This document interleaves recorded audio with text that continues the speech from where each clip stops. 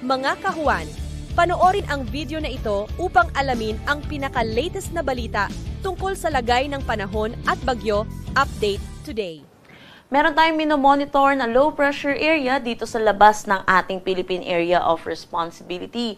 Ito yung huling namataan sa 740 km south-southwest ng Pag-asa Island, Kalayaan, Palawan. Hindi naman po natin ito nakikita na magigisang ganap na bagyo at hindi rin papasok ng ating PAR. Palayo na rin naman po ito ng ating kalupaan. Pero dulot ng trough or yung extension netong low pressure area sa labas ng ating PAR, mataas ang tsansa ng mga pag-ulan dito sa may Palawan at western section ng Mindanao.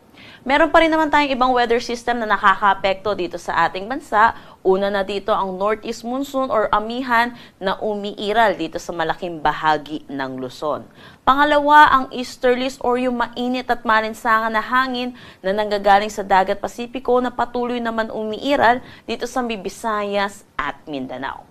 Dulot na itong northeast monsoon which is malamig na hangin at easterlies mainit at malinsangan na hangin, yung interaction po netong dalawa ay nagre-resulta sa tinatawag nating shear line na nakakaapekto naman dito sa may eastern section ng Southern Luzon. Dulot ng epekto netong shear line, inaasahan natin posible ang 50 to 100 millimeters of rain dito sa may Camarines Norte, Camarines Sur, Albay, Sorsogon at Catanduanes.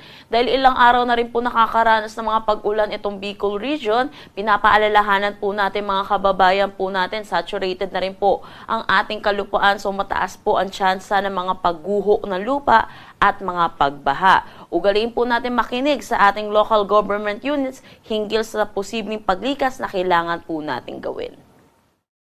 Wala naman tayong nakataas na anumang gale warning sa anumang seaboards ng ating bansa.